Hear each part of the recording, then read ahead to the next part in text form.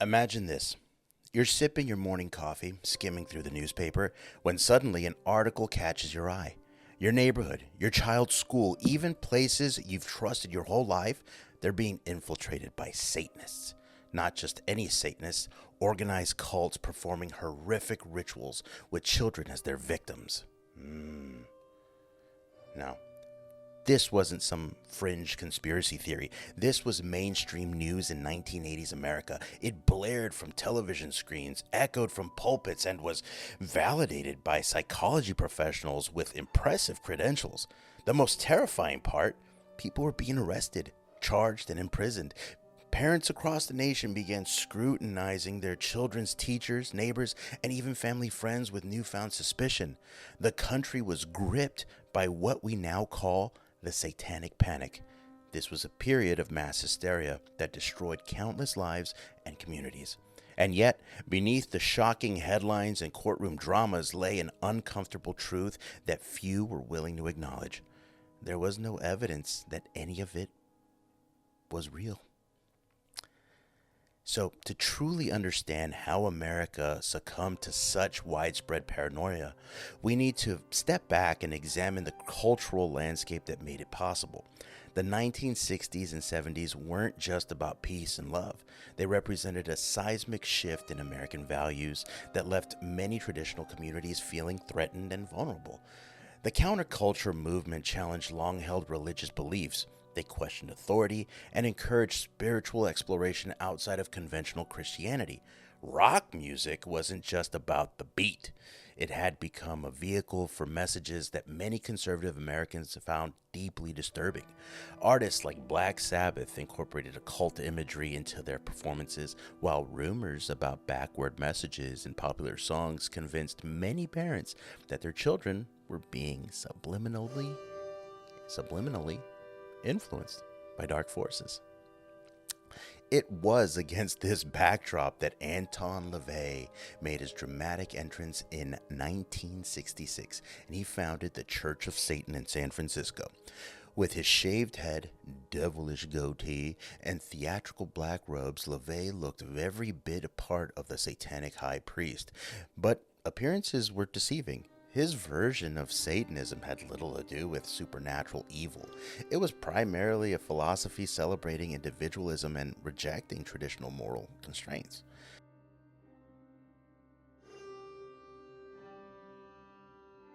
Then came the horror films, not just cheap B movies, but sophisticated psychological thrillers that suggested demonic forces were real and powerful.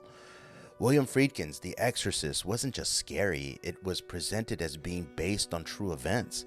Families left theaters genuinely believing that possession was a real threat to their children. Rosemary's Baby made pregnancy itself seem potentially sinister, while The Omen suggested that even innocent-looking children could be vessels for pure evil. The Manson family murders in 1969 drove the final nail into the coffin of the peace and love era. Charles Manson, with his wild eyes and hypnotic control over his followers, seemed to embody every parent's nightmare about countercultural influences. The fact that his family committed their brutal murders on his instructions, claiming they were following apocalyptic messages hidden in Beatles lyrics, only reinforced the idea that dark, cult-like influences were corrupting America's youth. By the late 1970s, the cultural soil was perfectly prepared for the seeds of mass hysteria. All that was missing was a spark to ignite the flame. And then we get Michelle Remembers. That spark came in 1980 with the publication of a book that would change the course of American history. Though not in the way its authors intended, Michelle Remembers arrived in bookstores with an explosive claim that it documented the satanic ritual abuse survived by a real victim. The book detailed the alleged experiences of Canadian woman Michelle Smith, who, under the guidance of psychiatrist Dr. Lawrence Pasdar, had supposedly recovered repressed memories of being held captive by a satanic cult as a 5-year-old child. According to these recovered memories, Michelle had witnessed sacrificial murders, been forced to participate in horrific rituals involving dead bodies, and endured torture, including being locked in cages with snakes and having her skin burned with candles. The book's impact was immediate and profound. Pazder and Smith appeared on television shows across America, their somber faces and earnest testimonies lending credibility to claims that would otherwise have seemed outlandish. They became overnight celebrities, and Pazder was quickly established as an expert on satanic ritual abuse, a phenomenon that, until his book, most people didn't even know existed. What few people realized at the time was that there were serious problems with Michelle's story. Basic fact-checking revealed that Michelle had attended school regularly during the period she was supposedly held captive. There were no missing children reports matching the victims she claimed to have witnessed being murdered. The physical scars she attributed to the ritual abuse were actually from a childhood bicycle accident documented in her medical records. Most damning of all, Pazder and Smith failed to mention in their publicity tours that they had fallen in love during their therapy sessions and were having an affair. Both eventually divorced their spouses and married each other, raising serious questions about the therapeutic relationships that had produced these memories. But such inconsistencies were drowned out by the book's sensational claims that the media's enthusiastic amplification of them. The concept of repressed memories gave a panic particularly insidious quality. If victims couldn't remember the abuse until they underwent therapy, then absence of evidence wasn't evidence of absence. The abuse could be happening anywhere to anyone without leaving a trace. So, with Michelle Remembers climbing to the bestseller list, its authors making the rounds on television, the stage was set for the panic to spread beyond the pages of a single book. And spread it did, like wildfire, through drought. It was a stricken force. It caught on. Across America, people began seeing signs of satanic influence everywhere.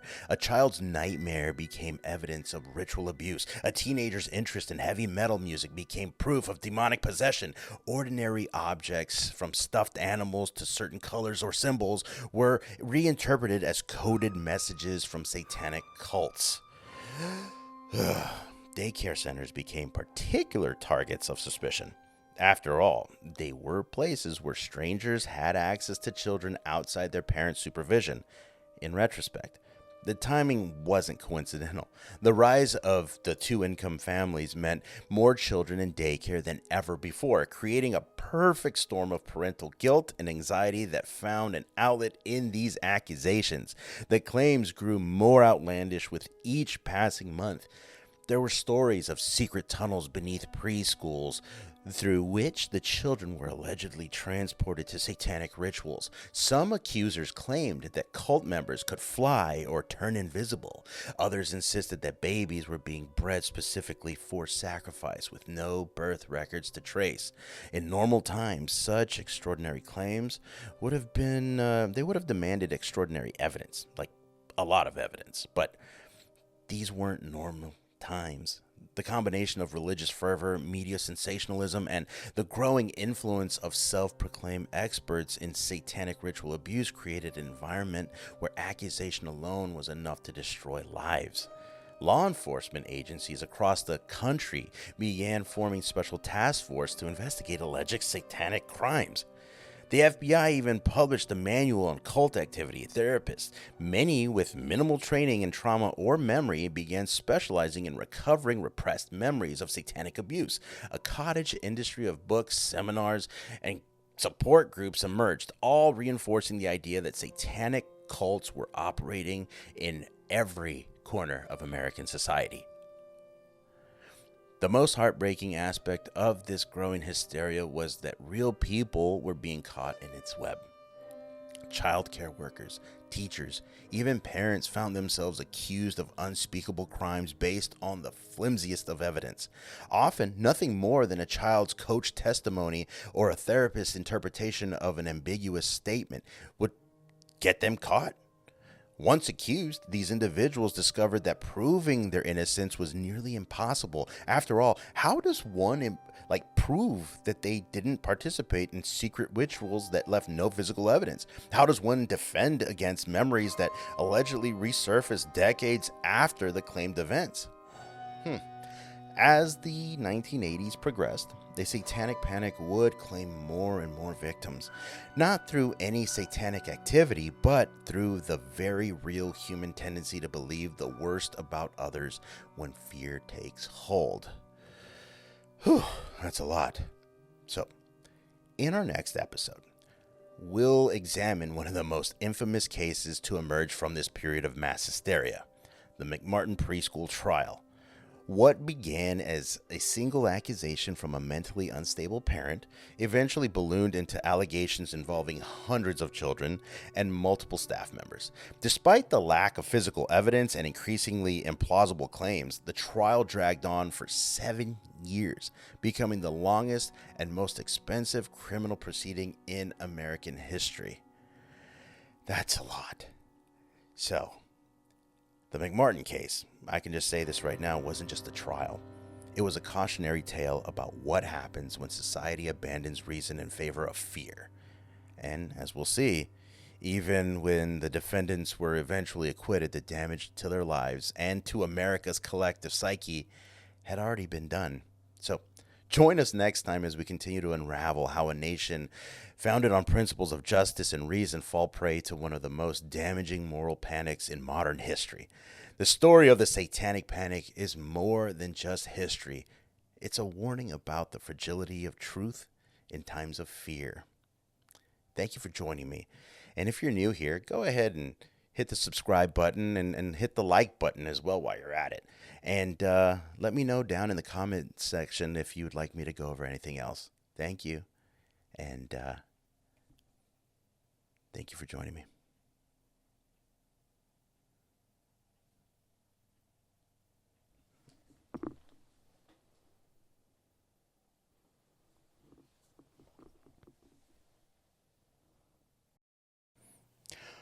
What's up, everybody? Welcome back to Jorge's House of Horrors, where we explore the darkest corners of human history. I'm your host, Jorge, and today we're diving into something truly terrifying. Not because of supernatural monsters, but because it actually happened. So go ahead, grab your snacks and get comfortable, because this story is about to get wild. Go and get it. All right, you're back. Picture this. It's Manhattan Beach, California, 1983. Parents are dropping off kids at the trusted McMartin preschool. They had no idea that by nightfall, a single phone call would trigger the longest, most expensive criminal trial in American history. A 7-year, $15 million legal saga that would destroy countless lives. What were the allegations? They were secret underground tunnels, ritual abuse, animal sacrifices, and occult ceremonies, all supposedly happening at a preschool. But as evidence was scrutinized in court, a troubling question emerged. What if none of it actually happened? So, let's go back to where it all began. It started with Judy Johnson, as she was a mother struggling with undiagnosed paranoid schizophrenia, who called the police claiming that her 2-year-old son had been molested by teacher Raymond Bucky. Despite finding no physical evidence, the police made a fateful decision. They sent an alarmist letter to 200 McMartin families, effectively saying, your child might have been abused, so start asking questions. Talk about a lightning match in a room full of gasoline. Parents, understandably terrified, began questioning their children repeatedly. When kids initially denied anything unusual about what had happened, many parents persisted, convinced their children were either frightened or had repressed memories. Police directed families to the Children's Institute International, CII, that's where a concerning situation transformed into full-blown moral panic. Now, the early 80s media landscape was ripe for exploitation. We all know that. Cable TV was bringing 24-hour news into homes for the first time, and nothing boosted ratings like sensationalism. Not much has changed, huh? The McMartin case with children sex, and Satanism was ratings gold. Local reporter Wayne Satz began dating Key McFarlane, the chief investigator at CII conducting the children's interviews. This glaring conflict of interest went undisclosed as Satz reported each new allegation as fact. Headlines screamed preschool sex rings and ritual abuse. Geraldo Rivera's primetime special on satanic cults drew 20 million viewers, and we'll get into that in another video. And by the time Raymond Bucky, his mother Peggy, and 5 other teachers were arrested in 1984, America had already convicted them in court of public opinion. So, the interviewing techniques, we got to talk about that. The interviewing techniques used at CII would later become textbook examples of what not to do. Children who initially denied abuse weren't believed. Interviewers would press them repeatedly. "We know what happened to you at school," or "You feel better once you tell us the yucky secrets." When the children continued denying anything that happened, interviewers showed disappointment. But when kids began agreeing or embellishing stories with fantastical details, they received praise and stickers. Like any kid would. As memory researcher Dr. Elizabeth Loftus later explained, if you tell a child something that happened to them and you do it repeatedly, you can easily implant an entirely false memory. I mean, yeah, they're kids. They're young, their minds are still forming, and the children's stories grew increasingly bizarre. There were secret tunnels, hot air balloon rides to distant farms, and they were being flushed down toilets, witnessing animal sacrifices and seeing teachers fly. One child claimed Raymond had dug up a corpse for the children to dance with. Yeah, another described babies sacrificed on altars. I think we're still hearing stuff about that. Despite these implausible claims, investigators searched for tunnels, checked cemeteries, and examined airport records for hot air balloon launches. Unsurprisingly, no evidence materialized. Surprise, surprise. When the preliminary hearing began in 1984, 7 defendants faced 321 counts of child abuse involving 48 children. 48. By its conclusion in 1986, charges against 5 defendants were dismissed due to insufficient evidence. Only Raymond and Peggy Bucky remained. The actual trial didn't begin until April 1987, nearly 4 years after the initial accusation. By then, Judy Johnson had died from alcoholism-related complication, her mental health in tatters. So her son, whose allegations started everything, never testified. Inside the courtroom, the prosecution's case unraveled immediately. Defense attorneys showed videos of the original interviews, highlighting the leading questions and coercive techniques. Their experts in satanic ritual abuse were revealed to have no scientific training. Medical experts admitted physical examinations showed no conclusive signs of abuse. The search for evidence had been exhaustive but fruitless. No tunnels. No physical evidence, no photographs, no flying teachers. Children testified about abuse in hot air balloons, on airplanes, and in non-existent rooms. One claimed Raymond turned into a witch and flew around the classroom. Another said he sacrificed a baby and drank its blood. Wow. Things just don't ever change, do they? After 28 months of testimony and 9 weeks of deliberation, the verdict arrived in January 1990. Peggy was acquitted on all counts, Raymond on 52 of the 65 counts, with the jury deadlocked on the rest. After a second trial and another hung jury, all remaining charges were dismissed in 1993. The aftermath. Well, the McMartin case spawned similar allegations nationwide, following the same pattern of fantastical claims, coercive interviewing, and media sensationalism. It was hot at the time. Perhaps most tragically, the moral panic made it harder for actual abuse victims to be heard, which is sad. There were some positive changes, though. Reforms in forensic interviewing protocols, recorded testimonies, and trained neutral interviewers were needed. But the McMartin trial wasn't just a failure of justice, it was a failure of critical thinking, a reminder of how easily fear overrides reason when our protective instincts are triggered. The Satanic Panic wasn't just a footnote in American history. It was a warning about the fragility of justice when faced with mass hysteria. And really, that's just the tip of the iceberg, horror fans. The Satanic Panic goes deeper. On the next video, we're going to take you to West Memphis, Arkansas, where 3 teenagers were convicted of murder based largely on the fact that they wore black and listened to heavy metal. That's right. The West Memphis 3 case will show you how the Satanic Panic destroyed even more lives. So, if this episode chilled your bones, go ahead, smash that like button, hit subscribe, please. And also, let me know down in the comments if you want me to talk about something that you're interested in. Hey, I'm here to chat. I love this stuff. So, next video, West Memphis 3. And drop your thoughts in the comments once again. And did you live through the Satanic Panic era? Do you remember the media frenzy? Please, I'd love to know what your take was on that. So, this is Jorge reminding you that sometimes the real monsters aren't just hiding under your bed. They're the ones feeding mass hysteria on your TV screen. Until next time, sleep tight if you can. And remember, stay horrified, but stay informed. Take care.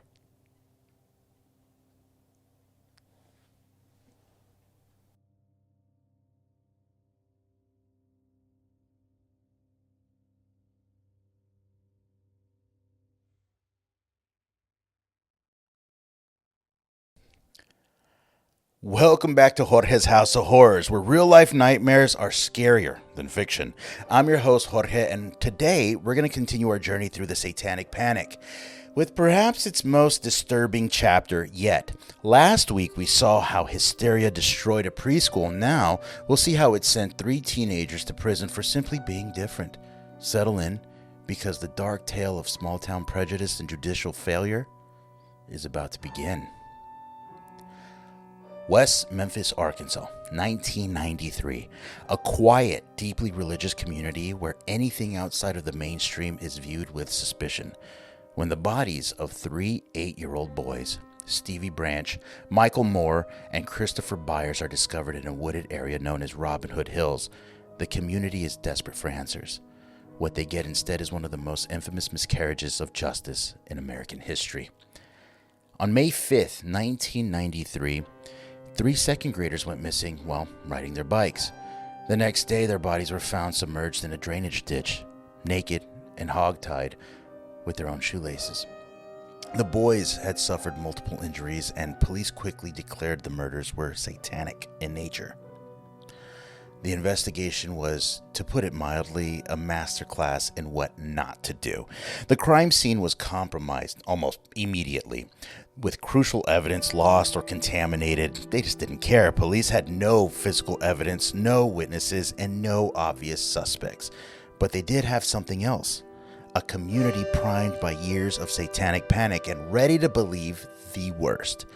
As one detective later admitted, we had tunnel vision. We were looking for the boogeyman. Enter the suspects. Damien Eccles, an 18-year-old with an interest in Wicca, wore black clothing, listened to Metallica, and read Stephen King novels. Alongside his buddies, Jason Baldwin, 16, and Jesse Miskelly Jr., 17, Eccles represented everything the conservative community feared. Outsiders who rejected mainstream Christianity and embraced the dark culture. They dressed funny. They had weird hair. They didn't go to church. And that's enough to make you the devil in this area. Police zeroed in on the teens with shocking speed. Their evidence? Damien's black clothing. His collection of heavy metal posters and journals containing teenage angst poetry. In one journal entry, Damien had written about feeling like an outcast. This was interpreted as evidence of satanic leanings rather than typical teenage alienation. The case against the teens was weak until police brought in Jesse Miskelly for questioning. Miskelly had an IQ of 72 and was known to be easily influenced. After 12 hours of interrogation, only 45 minutes of which were recorded, he confessed to witnessing Eccles and Baldwin murder the boys as part of satanic ritual. His confession was riddled with factual errors. He claimed the murders occurred in the morning when they actually happened after school. He described sexual assaults that medical evidence didn't support. He mentioned the boys were tied with rope when they were actually bound with shoelaces. This coerced confession became the cornerstone of the prosecution's case. He just told them what they wanted to hear. Ms. Kelly was tried separately, and despite recanting his confession, he was convicted and sentenced to life, plus 40 years. The joint trial of Eccles and Baldwin that followed was even more troubling. With no physical evidence linking the teens to the crime, prosecutors presented expert testimony from Dale Griffiths, a self-proclaimed occult specialist with a mail-order PhD. Griffiths testified that the murderers had all the hallmarks of satanic ritual, including the full moon and the calling card of the three victims. The prosecution's star witness, a troubled drug addict who claimed to have attended SBAT meetings with the defendants, where they discussed drinking blood and engaging in orgies. She later admitted she fabricated her entire testimony for the reward money. In a moment that would define the trial, prosecutors entered Metallica albums and Stephen King novels as evidence of the teenagers' satanic influences. Yes, they did. When a defense witness was asked if she'd ever seen Damien sacrificing animals, she replied no, but he does wear black. That response pretty much sums up the entire case. Yay, you wear black, you listen to Metallica, and you read Stephen King. Go to jail. I mean, most of us would be going to jail right now if that was the case. And just as with the McMartins, the media coverage was sensationalistic and biased. Local newspapers ran headlines like "Devil Worshippers Arrested" and "Satanic Cult Kills Children." A documentary film crew captured much of the trial for what would become the HBO documentary Paradise Lost, which I recommend you go and check out. It's fabulous. It's fantastic. It's heartbreaking. Firmly divided there in West Memphis. Many believed justice was being served, and others recognized the witch hunt unfolding before their eyes. Parents of the victims initially supported the prosecution, and they were convinced by authorities that the teenagers were responsible. One juror later admitted that we knew they were guilty because they listened to that heavy metal music. God forbid they listen to heavy metal music. Normal kids don't listen to stuff like that. And in March 1994, both Eccles and Baldwin were found guilty. Baldwin received life without a parole. Eccles, portrayed as the ringleader, was sentenced to death. As they were led from the courtroom, Eccles looked directly at the cameras and said, "I'm innocent. I'm being punished for crimes I didn't commit." Few believed him at the time, but the case didn't end there. The Paradise Lost documentaries brought national attention to the flaws in the case. Celebrities including Johnny Depp, Eddie Vedder from Pearl Jam, Peter Jackson, and Henry Rollins rallied to the cause, raising funds for new investigations and legal appeals. In 2007, new DNA testing revealed no genetic material from any of the three convicted teens at the crime scene. Instead, DNA consistent with Terry Hobbs, the stepfather of victim Stevie Branch, was found on the shoelaces used to bind the boys. Witnesses also came forward, placing Hobbs with the victims shortly before they disappeared. Information never presented at the trial. And after 18 years in prison, with Eccles spending most of that time on death row, the West Memphis Three were offered an unusual deal. An Alford plea, which allowed them to maintain their innocence while technically pleading guilty. This legal maneuver freed them immediately while protecting the state from wrongful conviction lawsuits. Gosh, gotta cover our tails, don't we? And on August 19th, 2011, they walked out of prison as free men, though not exonerated. Eccles, who had spent his entire adult life behind bars, emerged into a world that had moved on without him. They stole his life, and he went from being a teenager, and he went from having his hair dark to coming out with gray. The real killer of the three boys has never been brought to justice, and the case officially remains closed. The West Memphis Three revealed how the Satanic Panic had evolved from claims of ritual abuse in preschools to the criminalization of teenage nonconformity. Being different, wearing black, listening to heavy metal, practicing non-Christian spirituality was seen as evidence of evil intent. The case also exposed deep flaws in our justice system. The willingness to accept flimsy evidence when it confirms existing biases, the vulnerability of the intellectually disabled to coerced confessions, and how easily juries can be swayed by fears of satanic influence rather than actual evidence. Perhaps the most disturbing is how many similar cases may have occurred without the benefit of documentary filmmakers preserving the record. How many other innocent people were convicted during the Satanic Panic simply for being different? The Satanic Panic wasn't just about imaginary demons. It revealed the very real demons of prejudice, fear, and the human tendency to find scapegoats for society's ills.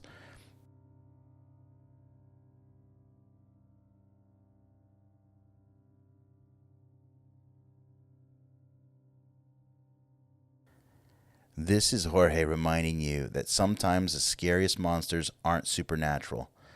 They're ordinary people with power and prejudice.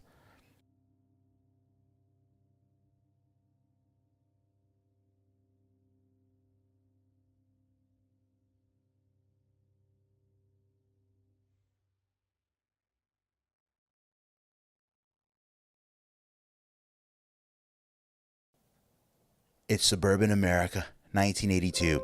A generation of kids are gathering in basements and living rooms, not to summon demons, but to pretend to be elves and wizards battling imaginary dragons.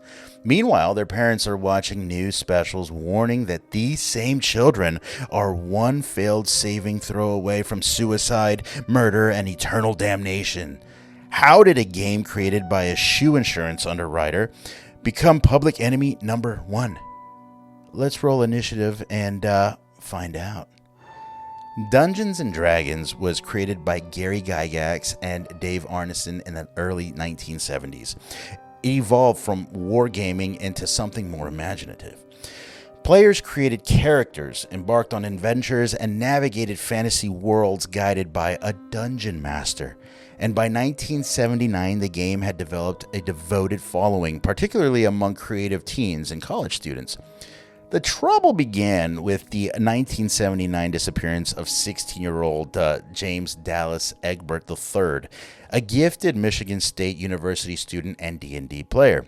When private investigator William Deere was hired to find the missing teen, he speculated to the press that Egbert might have gotten lost in the steam tunnels beneath the university while playing a live-action version of the game. This theory was completely false. Egbert had actually attempted suicide due to academic pressure, substance abuse issues, and struggles with his sexual identity. But facts didn't matter once the media caught wind of the D&D disappearance. Why would it? Even after Egbert was found alive, tragically, he would later die by suicide for reasons unrelated to gaming. The damage was done. Enter the professional panic mongers. The D&D controversy might have faded away if not for the efforts of Patricia Pulling. When her son Irving committed suicide in 1982, Pulling became convinced that D&D was responsible, despite no evidence supporting this belief. She founded Bothered About Dungeons and Dragons. Yes, bad. And became a self-proclaimed expert on the game's supposed dangers. She claimed that it was an occult tool that opened up young people to influence or possession by demons. Bad distributed literature warning that D&D taught spellcasting, demonology, witchcraft, voodoo, and blasphemy, and even assassination. Pulling appeared on national television programs like 60 Minutes and Donahue, spreading misinformation about the game's supposed links to Satanism, suicide, and murder. The mainstream media, always hungry for sensational stories, as we've seen before in the other videos, involving kids in danger, they amplified these concerns, as always, without bothering to fact check. I mean, why would they fact check, right? And before long, local news programs were running special investigations with titles like Dungeons and Dragons, A Gateway to Satan, and Is Your Child Playing with Evil? Are they? And then we got our next group coming in. The religious right will enter the dungeon.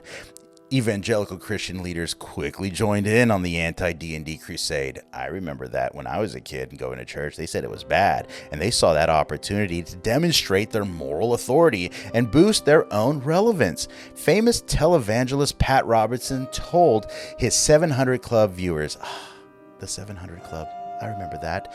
He said that the D&D was a fantasy role-playing game that it uses demonology, witchcraft, voodoo, murder, rape, violence, you name it. They did it all, right? And this was an impressive list for a game whose most controversial content was statistical tables for armor classes. Religious tracts warned parents that D&D manuals were equivalent to grimoires, actual spell books that could summon real demons. Jack Chick, famous for his evangelical comic booklets, published Dark Dungeons, which showed a D&D player being initiated into actual witchcraft and another committing suicide when her character died. The message was clear. Let your kid play D&D and they might kill themselves, or worse, become a witch. What evidence did these moral crusaders offer to D&D's demonic influence? Primarily, they pointed to the game's inclusion of magic, monsters, and non-Christian deities. The Monster Manual's description of demons and devils were presented as proof the game taught demonology, despite these creatures being portrayed as villains to be defeated.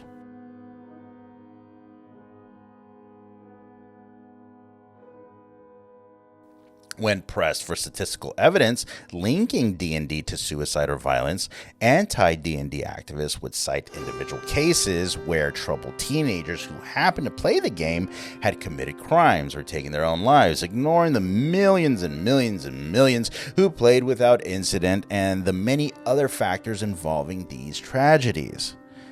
As game designer Michael Stackpole noted in the debunking of these claims, using the same logic, we could conclude that milk causes juvenile delinquency, since almost all juvenile delinquents have consumed milk, right? Now we'll get into the legal battle.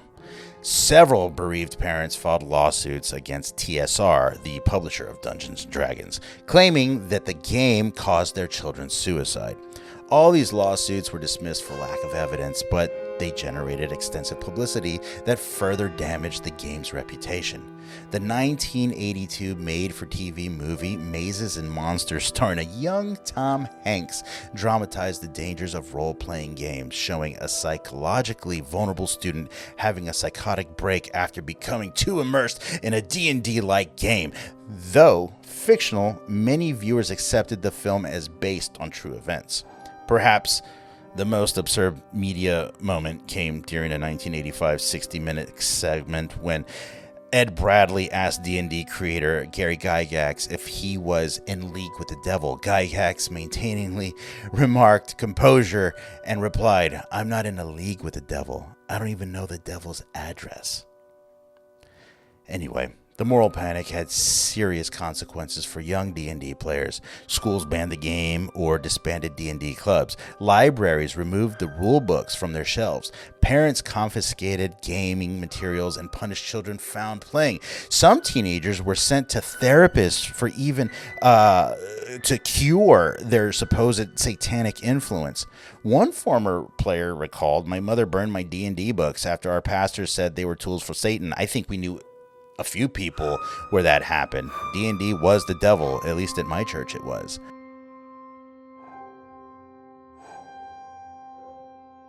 By the late 1980s, the evidence against the anti-D&D crusade was mounting.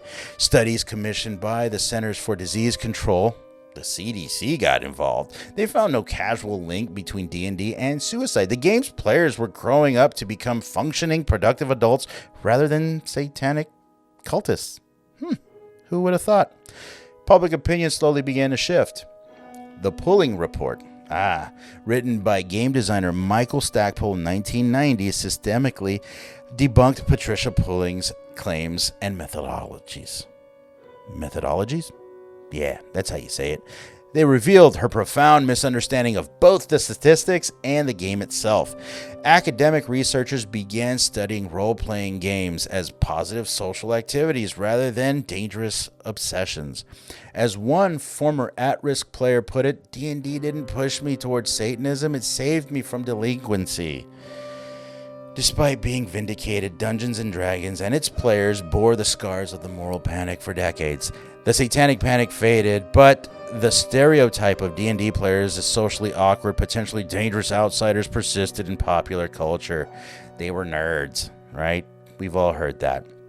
The ultimate irony came in the 2010s when D&D experienced a massive cultural renaissance. Suddenly, the game once condemned as a path to damnation was being praised for its creativity, its collaborative storytelling, and social benefits. Television shows like Stranger Things portrayed D&D players sympathetically. Celebrity players like Vin Diesel, Stephen Colbert openly discussed their love of the game, and streaming shows like Critical Role attracted millions of viewers. And by 2020, what was once denounced from pulpits was being used by therapists, teachers, and even some forward-thinking churches as a tool for building community and developing social skills. The very aspects that made moral crusaders suspicious, imagination, creating alternate identities, collaborative storytelling, were now recognized as valuable psychological and educational tools. The D&D moral panic revealed something important about the Satanic Panic as a whole. It was never really about protecting children. It was about controlling the culture, as we always see, maintaining authority and exploiting parents' fears for political and religious gain. As Gary Gygax himself observed before his death in 2008, the opposition to D&D was political in the broad sense. Certain fundamental religious groups were upset because the game encompassed religions other than strict Christianity. They were using it as a stepping stone to gain control over other things. In the end, the dice-rolling teenagers weren't the ones attempting to cast mind control spells. It was the moral crusaders all along.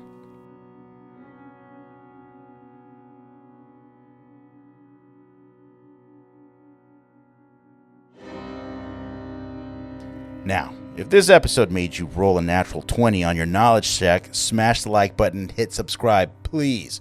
And ring that notification bell so you don't miss our next headbanging journey through the metal hysteria next week. All right? So drop your thoughts in the comments. Were you a D&D player who also loved metal? Yeah? Were you accused of being a Satanist? Did your parents make you choose between your Kiss albums and your character sheets? Or were you one of the lucky ones whose parents actually understood that fantasy is just that? Fantasy. This is Jorge, reminding you that sometimes the real monsters aren't the dragons in your campaign. They're the moral panic profiteers trying to slay your imagination. Until next time, stay horrified, stay informed, and remember to always check for traps before opening society's doors. Until next time, I'll see you then.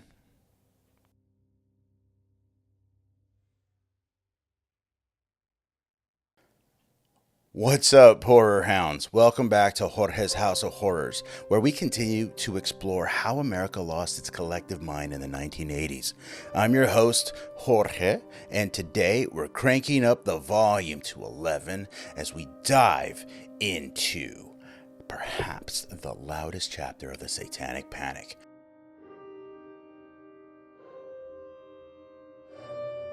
That's right, we're talking about heavy metal music, the soundtrack that supposedly had kids summoning demons fast.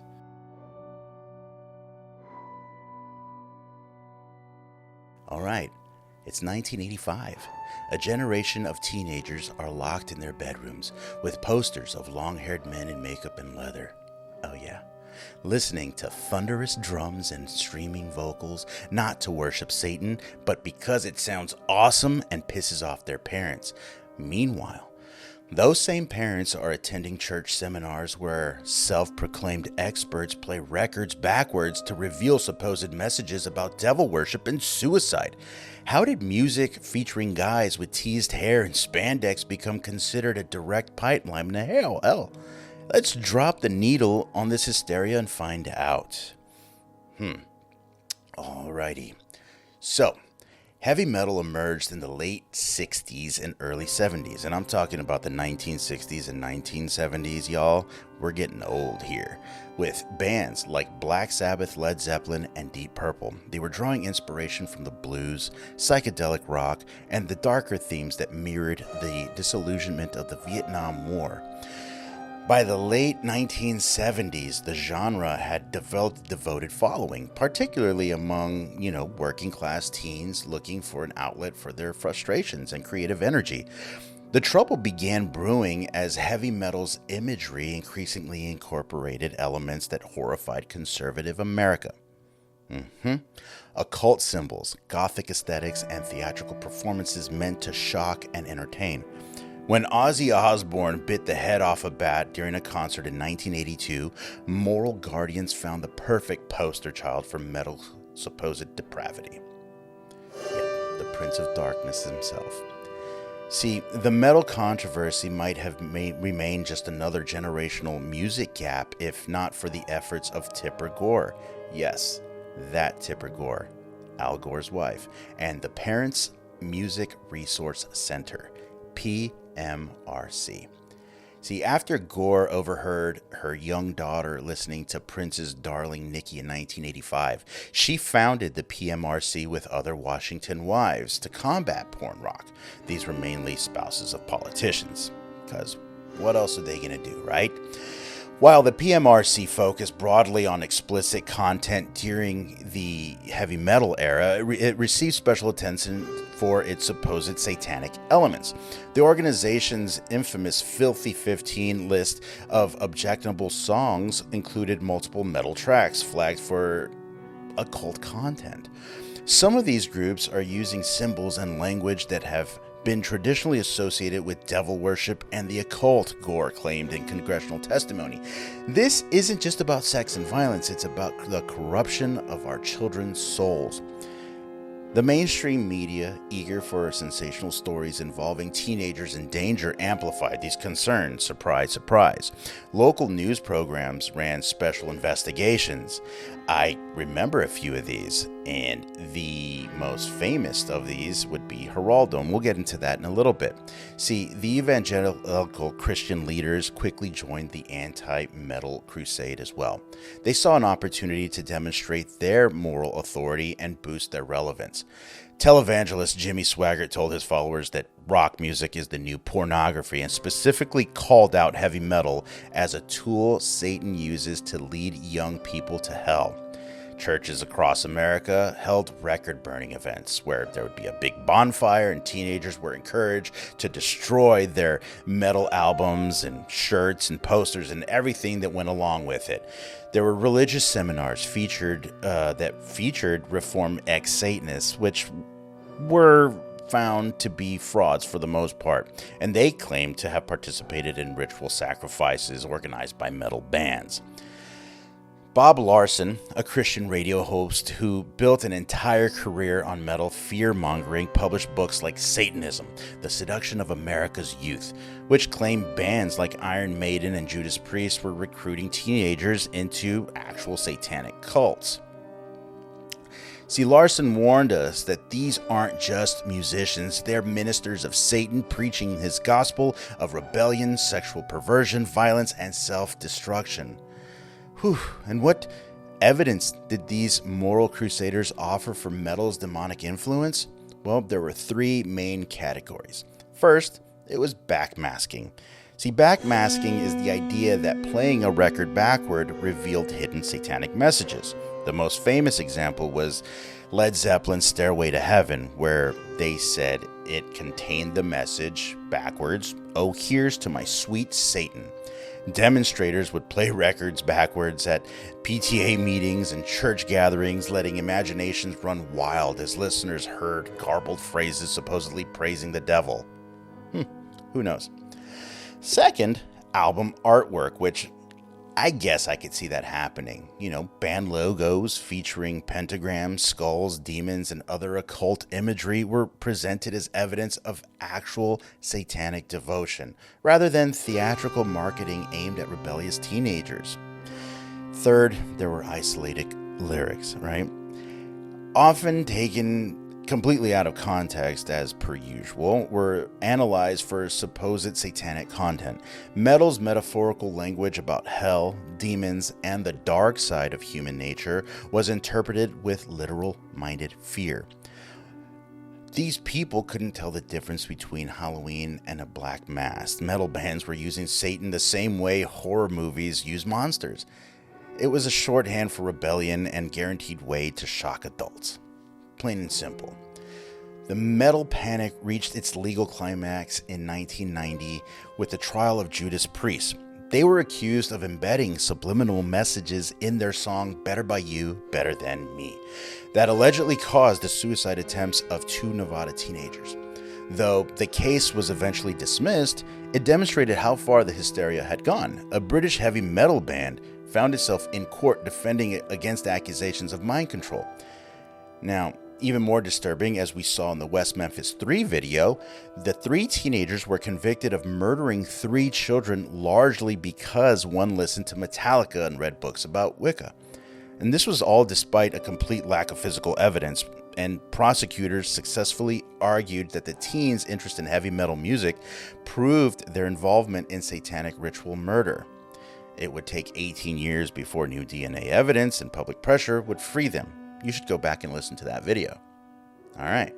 Now, the most absurd media moment came when the Geraldo Rivera aired his infamous 1988 special. And yes, it was the Geraldo Rivera. It was Devil Worship, Exposing Satan's Underground. Now, I remember watching this as a kid, and I was one of about 20 million Americans who saw this. Geraldo dramatically tied heavy metal to a supposed epidemic of satanic ritual abuse, declaring, "Estimates are that there are over 1 million Satanists in this country." Yeah, the majority of them are linked to a network of cults that kill and kill again. The moral panic had serious consequences for young metal fans. Schools implemented dress codes specifically targeting metal fashion. Police departments created satanic crime units that viewed metal t-shirts as evidence of criminal tendencies. Parents sent teenagers to therapy or even religious deprogramming camps to cure their metal obsessions. One former teen metalhead recalled his parents found his Slayer cassette and called their pastor over for an intervention. Crazy. And the irony, of course, was that studies consistently showed metal fans were often thoughtful, creative individuals using the music as a healthy outlet for normal teenage emotions. Many bands were writing complex lyrics addressing serious social issues like war, environmental destruction, and mental health, topics often ignored in other musical genres. So, this was far from causing psychological problems. Heavy metal music actually helped many adolescents process difficult emotions in constructive ways. The fear epidemic of metal-induced violence and suicide simply just never materialized. By the mid-1990s, the evidence against the anti-metal crusade was mounting. The FBI acknowledged there was no evidence of organized satanic criminal activity. Studies found no connection between heavy metal and increased rates of suicide or violence.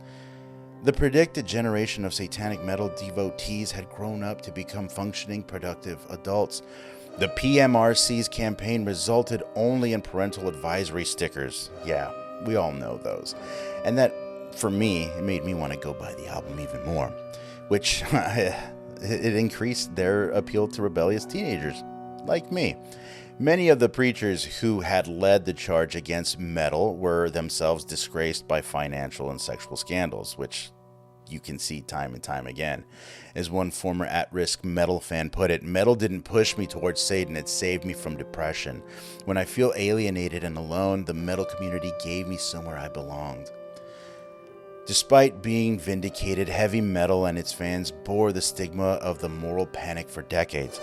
Metal remained marginalized in mainstream media, and stereotypes of metal fans as violent, unintelligent deviants persisted in popular culture. Now, the ultimate irony came in the 2000s and 2010s when heavy metal began receiving critical recognition as a sophisticated art form. Suddenly, the music once condemned as Satan's soundtrack was being studied by musicologists for its complex compositions, taught in university courses, and exhibited in museum retrospectives. By 2020, aging metal pioneers were receiving Lifetime Achievement Awards. Metal festivals were attracting hundreds of thousands of peaceful fans, and the genre had spread globally as a form of creative expression and cultural resistance. The very aspects that made moral crusaders suspicious, the loudness, the intensity, the exploration of dark themes, were now recognized as cathartic and even therapeutic. The heavy metal moral panic revealed something important about Satanic Panic as a whole. It was never really about the music, it was about controlling youth culture, maintaining authority, and exploiting parents' fears for political and religious gain. As Dee Snider of Twisted Sister, who famously testified against censorship at the 1985 PMRC Senate hearings, observed, they weren't concerned about protecting kids. They were concerned about controlling what kids were allowed to think. Rock and roll has always been about freedom, and that's what scared them the most.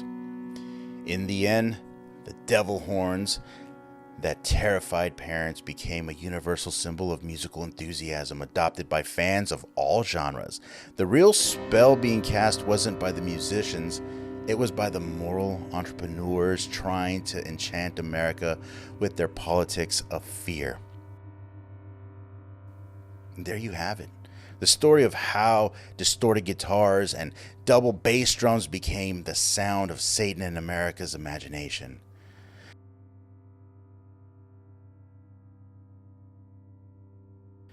So, if this episode made you crank your speakers to unholy volumes, smash that like button and hit the subscribe button.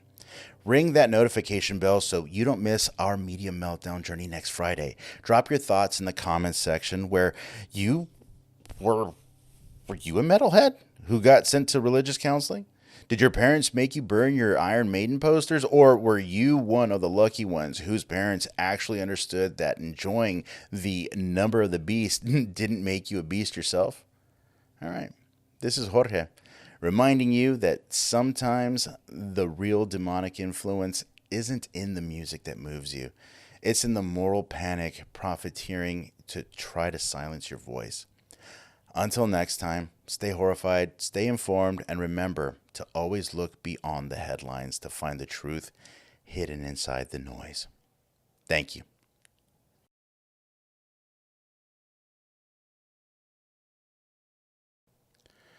What's up, everybody? Welcome back to Jorge's House of Horrors, where we continue to dissect America's most bizarre moral crusade.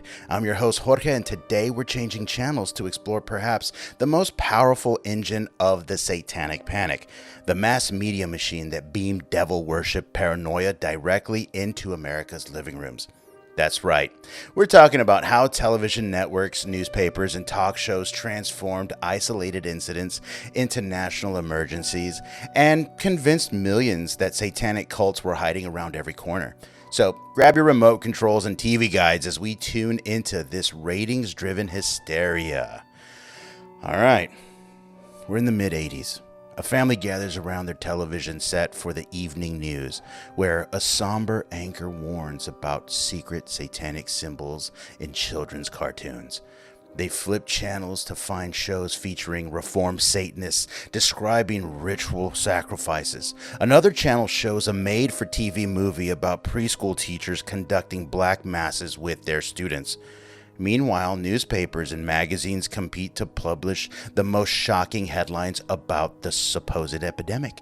How did America's media transform from reporting the news to manufacturing mass hysteria? Well, let's take a deep dive.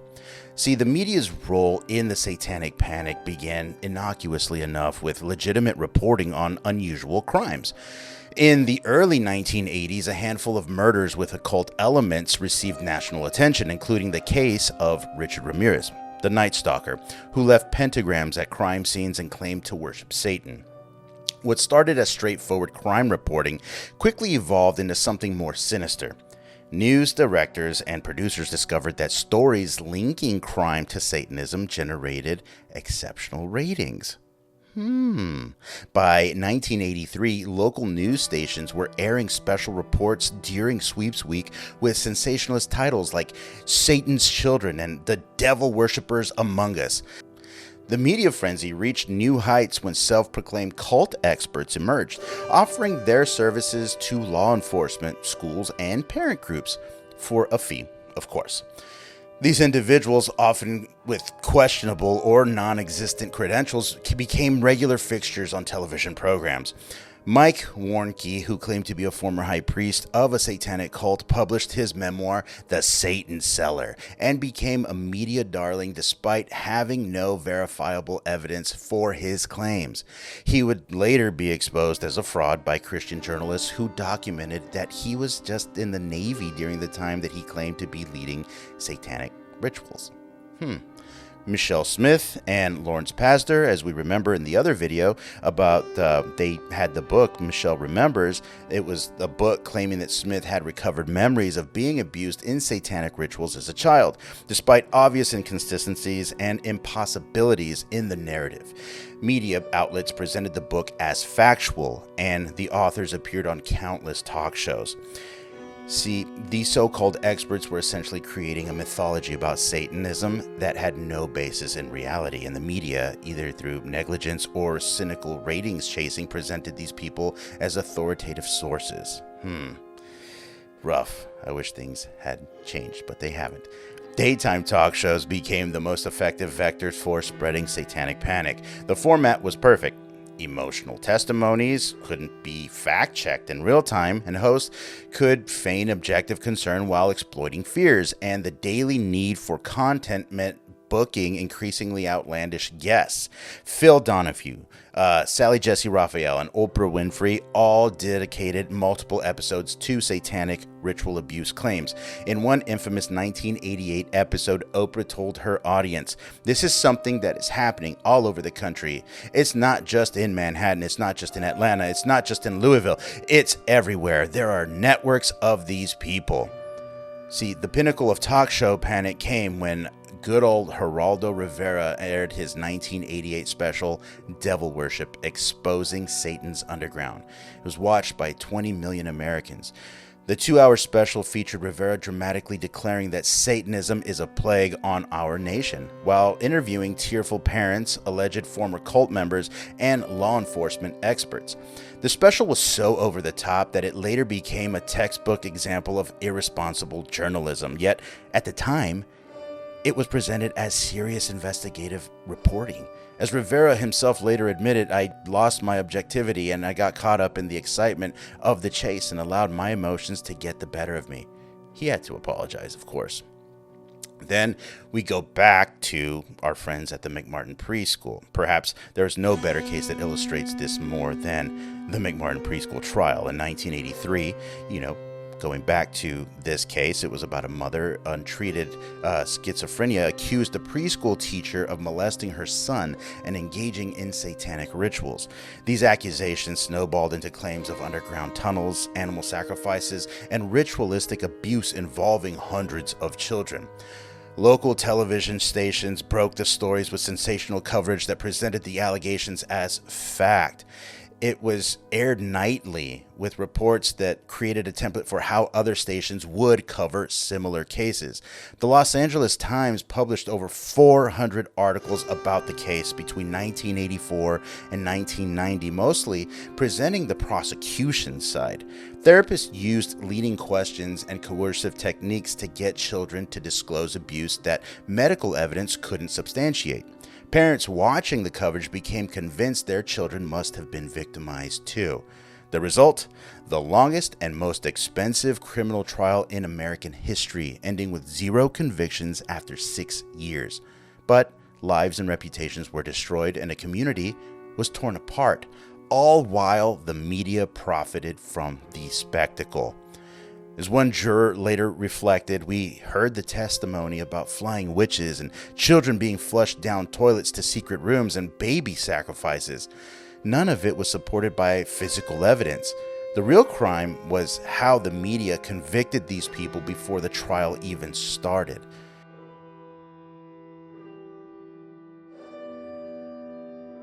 The growing number of news reports was cited as evidence of growing problems. Created by a feedback loop where media coverage justified more media coverage.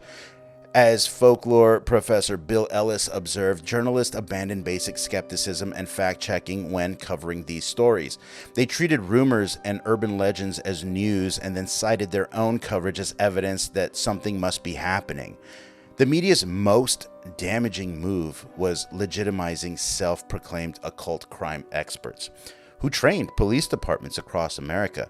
These experts taught officers to look for signs of satanic crime, most of which were ordinary teenage behaviors or completely fabricated rituals. Kenneth Lanning, an FBI agent who specialized in crimes against children, became increasingly concerned about this trend. In 1992, he published a report debunking most claims about satanic ritual abuse and organized cult activity. Tellingly, his evidence-based report received far less media attention than the sensationalist claims that he refuted. Surprise, surprise. He said that after years of investigation, I've yet to find evidence that groups of intergenerational Satanists are murdering large numbers of people, breeding babies or sacrifice, or engaging in widespread conspiracies. What I found is a lot of people making money by spreading these claims. But by then, the damage was done. Police departments had created occult crime units. Therapists were recovering false memories of ritual abuse. And preschool teachers across the country were being accused of impossible crimes. The media-fueled panic had devastating real-world consequences. Innocent people spent years in prison based on testimony about satanic rituals that never happened. The Amirault family in Massachusetts, the West Memphis 3 in Arkansas, and dozens of daycare workers across the country had their lives destroyed by allegations that would never have gained traction without sensationalist media coverage. Mental health practices were corrupted as therapists began searching for repressed memories of satanic abuse, often implanting false memories through suggestive techniques. Families were torn apart when adult children, guided by therapists, suddenly remembered being abused in rituals by their parents, memories that forensic evidence couldn't support. The media created a market for stories about satanic abuse, and then therapists, law enforcement, and self-proclaimed experts rushed to supply those stories. The victims were the falsely accused and the genuine survivors of abuse whose experiences were obscured by fantastic claims. By the mid-1990s, the evidence against the Satanic Panic narrative was overwhelming. Investigative journalists, often from the same media outlets that had promoted the panic, began exposing the lack of evidence behind ritual abuse claims. The 1995 HBO documentary, Paradise Lost, raised serious questions about the West Memphis 3 case, showing how media coverage and public hysteria had railroaded 3 teenagers with an interest in heavy metal and the occult. In 1994, religious journalist John Trott published an expose revealing that Mike Warnke, the most famous ex-Satanist, had fabricated his entire backstory. His detailed investigation showed that Warnke was attending college and then serving in the Navy during the time he claimed to be running a satanic cult. As more experts were discredited as more accusations proven false, media coverage shifted. Talk shows moved on to new controversies. News programs stopped running Satanism specials, and journalists began the uncomfortable process of examining their role in spreading unfounded fears. The Satanic Panic presents one of the most profound failures of American journalism in the 20th century. Major news organizations abandoned fundamental principles of verification, skepticism, and balance in pursuit of sensational stories that would capture audience attention. The legacy of this failure continues to shape media and society today. Many journalists who lived through the era developed a healthy skepticism through moral panics and unfounded conspiracy theories. Media literacy programs now teach students to question sensationalist coverage and look for supporting evidence. However, the mechanics of panic, using isolated incidents to suggest broad patterns, elevating unreliable sources to expert status, and creating feedback loops of coverage remain visible in contemporary media. From fears about online challenges to panics about new technology, the template established during the Satanic Panic continues to influence how media outlets cover perceived threats to children.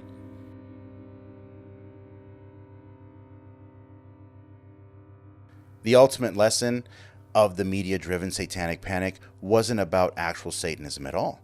It was about how easily fear can be manufactured, packaged, and sold to a willing audience. The real dark magic wasn't happening in secret rituals. It was beaming directly into America's living rooms every night at 6 and 11.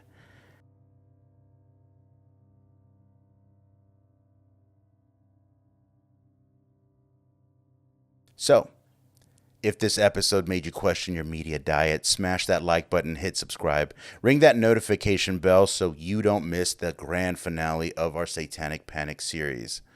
So drop your thoughts in the comments. Were you convinced by those Satanic Panic specials back in the day? Did your local news run stories about secret Satanists in your town? Or were you one of the skeptics who saw through the hysteria while everyone else was buying into it? This is Jorge. Thank you for joining me on Jorge's House of Horrors.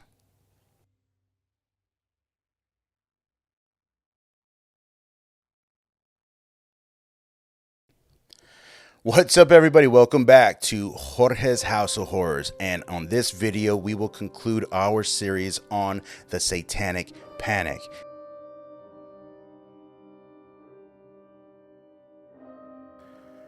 Here it is. This is America. It's 2025. A generation that wasn't even born during the original panic is now watching Stranger Things and true crime documentaries that mine the 1980s satanic hysteria for entertainment. Vintage heavy metal t-shirts sell for hundreds of dollars as fashion statements. Meanwhile, new moral panics flourish on social media platforms using the same playbook that demonized Dungeons and Dragons 4 decades ago. How did one of the most damaging episodes of mass hysteria in American history transform into nostalgic content for streaming services? And more importantly, what have we actually learned from it all? Let's press play on this cultural postmortem and find out. The Satanic Panic's first resurrection came through Hollywood, which quickly recognized the dramatic potential in America's devil obsession.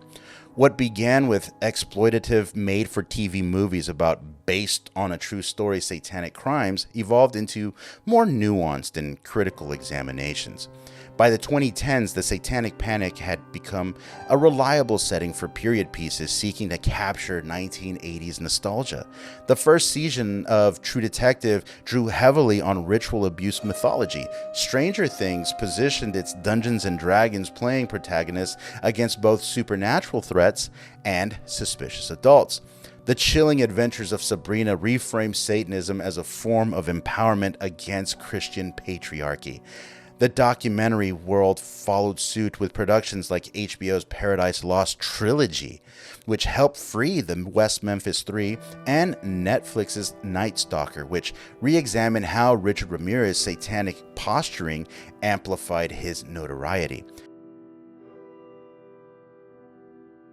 Hollywood first profited from fear-mongering shows about satanic cults, and now they're profiting from nostalgia pieces that mock those same fears. Perhaps the most dramatic cultural reversal has been the rehabilitation of the panic's supposed tools of Satan. Dungeons and Dragons transformed from a suspected gateway to hell into celebrated cornerstone of nerd culture, featured prominently in mainstream entertainment and played by celebrities who publicly share their enthusiasm for the game.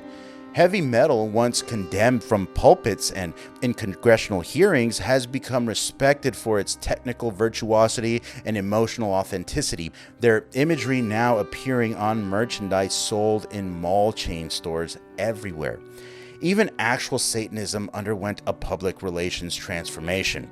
The Satanic Temple, founded in 2013, has repositioned Satanism as a non-theistic movement focused on scientific rationality, bodily autonomy, and separation of church and state. A far cry from the baby-sacrificing cultists of 1980s imagination. The symbols that terrified parents in 1985 are now printed on H&M t-shirts.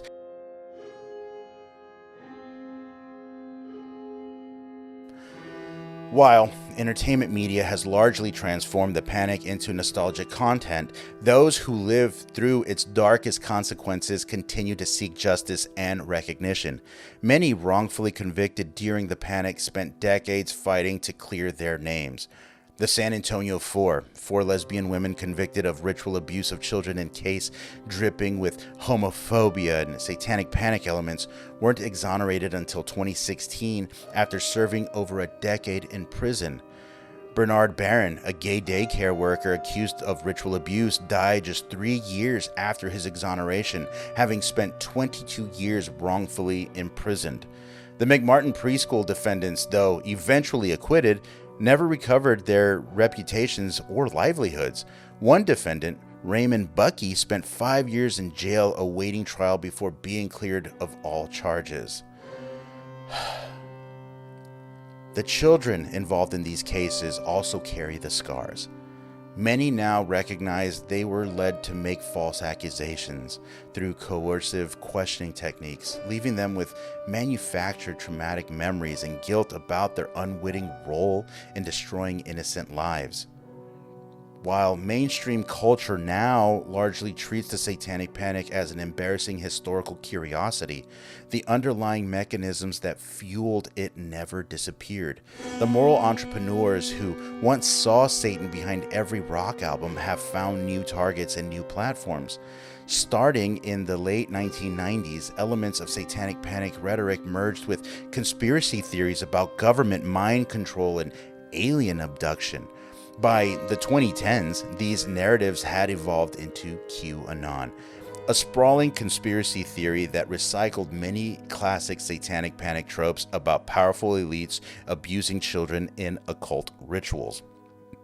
QAnon is essentially Satanic Panic for the internet age.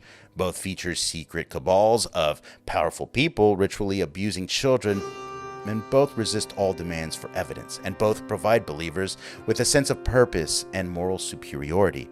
The only real difference is that the villain changed from Satan to the deep state. Similar panic cycles have emerged around other youth activities and subcultures. From fears about rainbow parties and dangerous online challenges to concerns about the occult elements in popular young adult fiction like Harry Potter, the template established during the Satanic Panic continues to shape how society responds to youth culture.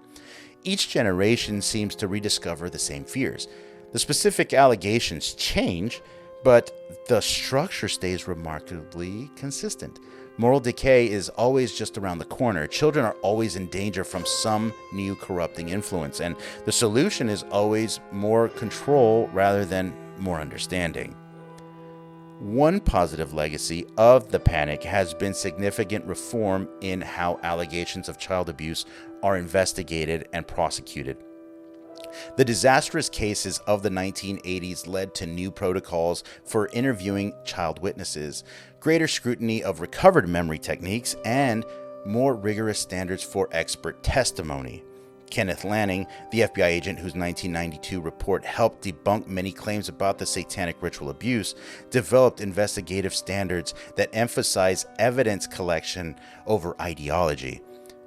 See, the key lesson, according to Lanning, is that genuine concern for children's welfare must be guided by facts and evidence, not fear or superstition. Academic researchers who study the panic, like sociologist Jeffrey Victor and psychologist Elizabeth Loftus, developed influential theories about how false memories can be implanted and how rumors evolve into moral panics. Their work has influenced everything from police interrogation techniques to therapy practices.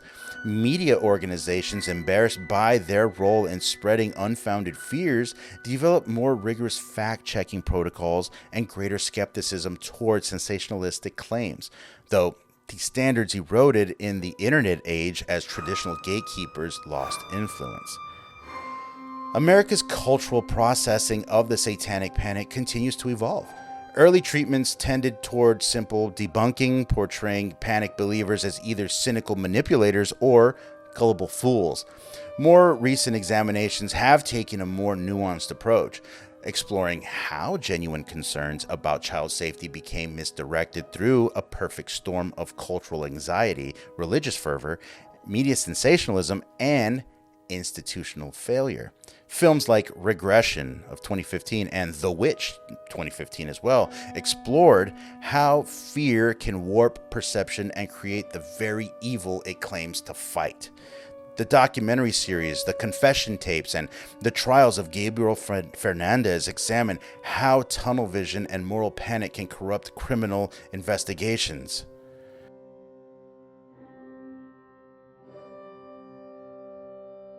Today, elements of the Satanic Panic live on in diluted form.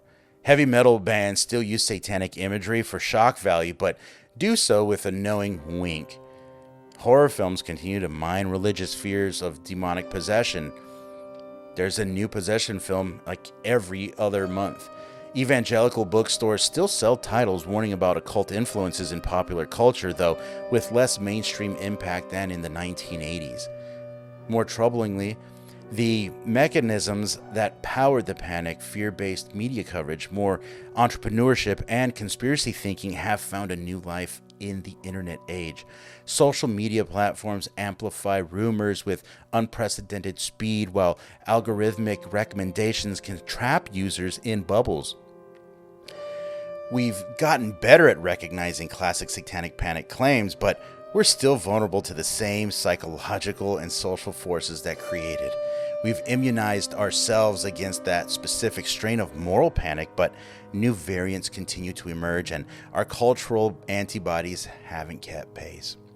As America grapples with new fears, from online predators to human trafficking rings to political conspiracies, the lessons of the Satanic Panic remain vitally relevant.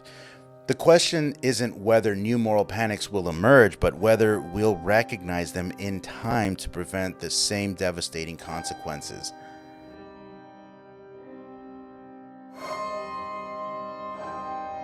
The most dangerous aspect of the Satanic Panic wasn't that people believed in demons, it's that they stopped believing in evidence, critical thinking, and basic fairness. The Satanic Panic didn't end because Americans became less religious or more rational. It ended because its claims grew so outlandish and the damage it caused so evident that even its most fervent believers eventually had to acknowledge reality. The question that haunts us today is whether future moral panics will reach a similar breaking point before causing similar harm. In our current era of alternative facts and viral misinformation, the Satanic Panic stands as both a warning and a prophecy. It's a case study in how easily fear can override reason, how quickly rights can be abandoned in the name of protection, and how devastating the consequences can be when panic replaces prudence. And there you have it, the twisted legacy of America's dance with the devil. I hope you've gained not just knowledge about this bizarre chapter in our recent history, but also the critical thinking tools to recognize similar patterns emerging today. Because, make no mistake, the mechanisms that turned Dungeons and Dragons into a moral threat for 40 years ago are still operating, still seeking new targets, and still threatening to turn neighbors against each other in the name of protection. Thank you for joining me today. I'm Jorge from Jorge's House of Horrors. And if this series helped you better understand how moral panics operate, smash that like button and hit subscribe.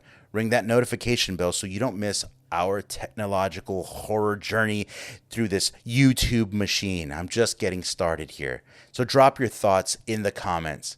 Were you affected by the Satanic Panic? Did you see similar patterns in today's viral fears? Or have you spotted a new moral panic brewing that others haven't recognized yet? This is Jorge, reminding you that the most dangerous monsters aren't found in the horror movies or heavy metal albums. They're found in our willingness to believe the worst about each other without evidence. Thank you.